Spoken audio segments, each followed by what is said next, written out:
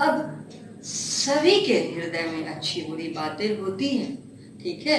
तो अब अस्तित्व किसका रहे, ये मनुष्य को स्वयं लेने हैं निर्णय, क्योंकि कर्म करने का अधिकार मनुष्य को स्वयं ही दिए गए हैं। कर्म अच्छे भी होते हैं, बुरे भी होते हैं। अब मोबाइल फोन को बच्चे जो हैं वो नकलची होते हैं, और बच्चों को फन ज्यादा पसंद होता है। बच्चे गिरना पसंद करते हैं, बच्चे भटकना पसंद करते हैं, बिरले ही होते हैं जो संभलना पसंद करते हैं। तो बच्चों को जो अभी तत्काल गार्जियन के साथ रहते हैं, तो गार्जियंस यानी पेरेंट्स का नैतिक दायित्व होता है, माता पिता का नैतिक दायित्व होता है कि वो अपना अपना दिनचर्या में से 2-2 घंटा कम से कम निकाल ले। चाहे माँ हो या पिता, दोनों ही बच्चों से अधिक परिपक्व हैं, तो दोनों को चाहिए कि वो अपने दिनचर्या में से 2-2 घंटा निकाल ले और अपने बाल बच्चों को दे। अगर वो 2-2 घंटा भी देते हैं तो बच्चे 4 घंटे माँ बाप के संसर्ग में रहेंगे, और मोबाइल फोन पर क्लासेज मैक्सिमम जो होती हैं वो 6 से 8 घंटे तक ही हो सकती है। तो बच्चे डरे हुए रहेंगे गलत काम करने से, अच्छे विचार इतने ज्यादा आ जाएंगे कि बुरे विचार आएंगे ही नहीं। और याद रखिए कि जब बच्चे माँ बाप के संसर्ग में होंगे तो वो गलत रास्ते पे जा ही नहीं सकते हैं। जब बच्चे आपस में एक दूसरे के मित्र हो जाते हैं तो दोनों समान लेवल के होने के बाद जब निर्णय लेते हैं तो वो निर्णय धीरे धीरे करके हिंसक हो जाते हैं। आज बच्चे नकलची हैं, नकल आदत हो जाती है, शिक्षा भटकाव में बदल जाती है। बच्चों को मोबाइल दीजिए, एक्सीलेटर दीजिए उनके दिमाग को तेज करने के लिए, बहुत अच्छी बात है, लेकिन बच्चों को ब्रेक भी दीजिए। आप उनके साथ रहें, आप उनके लिए ब्रेक के समान है। आपके अनुभव उनके जीवन में सद्गुण का प्रकाश लेकर आएंगे। हमेशा याद रखिए कि अति सर्वत्र वर्जित।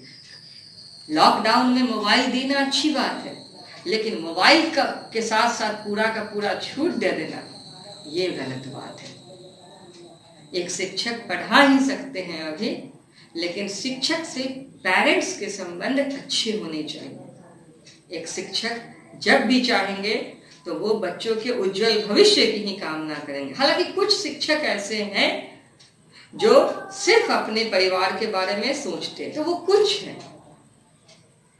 वैसे ही शिक्षकों के कारण शिक्षा जगत का ये पेशा इस रूप में जाना जाता है कि अगर जिंदगी में कुछ नहीं बन सके तो भाई टीचर बन गए।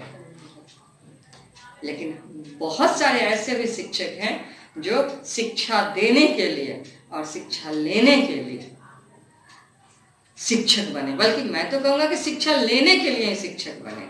उन्हें ज्ञान से प्यार है इसलिए शिक्षक बने। अब थोड़ा सा हम लोग आगे चले तो अति सर्वत्र वर्जित। अति सर्वत्र वर्जित। खाना खाना अच्छी बात है, जरूरत से ज्यादा खा लेंगे ये बुरी बात है। मैगी कभी कभार अगर आप खाते हैं तो अच्छी बात है, लेकिन मैगी को अगर मुख्य भोजन के रूप में ही अगर बच्चे अपना ले, दाल भात नहीं खाएं और रोज मैगी रोज मैगी रोज मैगी।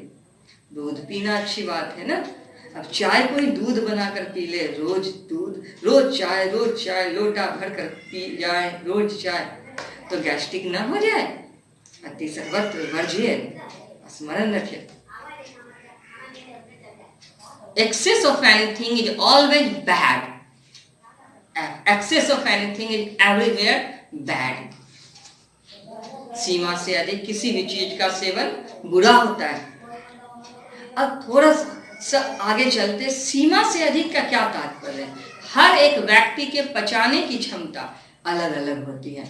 कोई व्यक्ति जो है वो 10 घंटा पढ़कर भी नहीं थकता है, तो उसकी सीमा 10 घंटे से अधिक की है। जैसे मैं अपनी बात करूं तो 12 से 16 घंटे इंटर के दौरान लगातार पढ़ा करता था, लगातार। और फिर भी थकावट नहीं होते थे। 18 घंटे जाने के बाद कुछ एहसास होने लगते थे। और जो कुछ भी हूँ उन्हीं पूर्व के परिश्रम के कारण हूँ। लेकिन अपने में कुछ लोगों को देखा करता हूँ कि 2 से 3 घंटे में ही वो जवाब दे देते थे। तो उनका अलग, हर व्यक्ति का अलग अलग सीमा होता है। जो जितना पुस्तक में रुचि लेता है, पुस्तक उसे उतनी रुचि देती है, अपनी ओर खींचती है। और जब पुस्तक खींचने लगे तो फिर समय का पता कहाँ चलता है, फिर तो बातें होने लगती हैं। पढ़ाई उबाऊ हो सकता है, बातें करना उबाऊ नहीं होता है। थोड़ा सा हम लोग और आगे चलते हैं। इस चीज को समझने की चेष्टा कीजिएगा कि बच्चों को पढ़ने के लिए दिया जाए वो चीज, और एक सीमा में दिया जाए। ऑनलाइन क्लास करना जरूरी है, पर सिर्फ ऑनलाइन क्लास करना जरूरी है, ये गलत बात है। बच्चे लेटते रहते हैं, सोते रहते हैं, पढ़ते, रात में जगते रहते हैं। मन तो चंचल है ही, बड़े लोगों से गलती हो रही है तो बच्चों से क्यों नहीं हो रही? दिलचस्प बात है ना।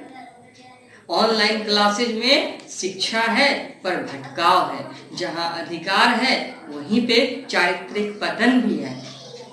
और माता पिता अगर अभी 2 घंटे नहीं दे सकते, अगर माँ कहती है कि हमें दिन भर किचन में काम करना पड़ता है तो हम नहीं देंगे। अगर पिता कहते हैं कि हमें दिन भर बाहर जाकर काम करना, ऑफिस देखना है, तो हम कैसे टाइम दें, इसको दें या ऑफिस को दें? तो याद रखिए कि आप लोग अपने जीवन नैया में एक छोटा सा सुराख कर रखे हैं। पूत कपूत धन संपत्ति का ही, पूत सपूत धन संपत्ति का ही। बच्चे नालायक हो गए तो सारा का सारा आपका संपत्ति बिरहा देंगे और सारी कमाई धरे की धरी रह जाएगी। हथियार बनाने के साथ साथ सुरक्षा कवच भी बनाने जरूरी है। ये बच्चे भविष्य के लिए आपके फिक्स डिपॉजिट है, इनकी सुरक्षा कीजिए। आज ये आपसे मुंह लगा लेंगे, चीख रहे चिल्ला रहे, कल आप पे हाथ उठा सकते हैं। कितनी दुर्भाग्य की बात है। बहुत बहुत धन्यवाद।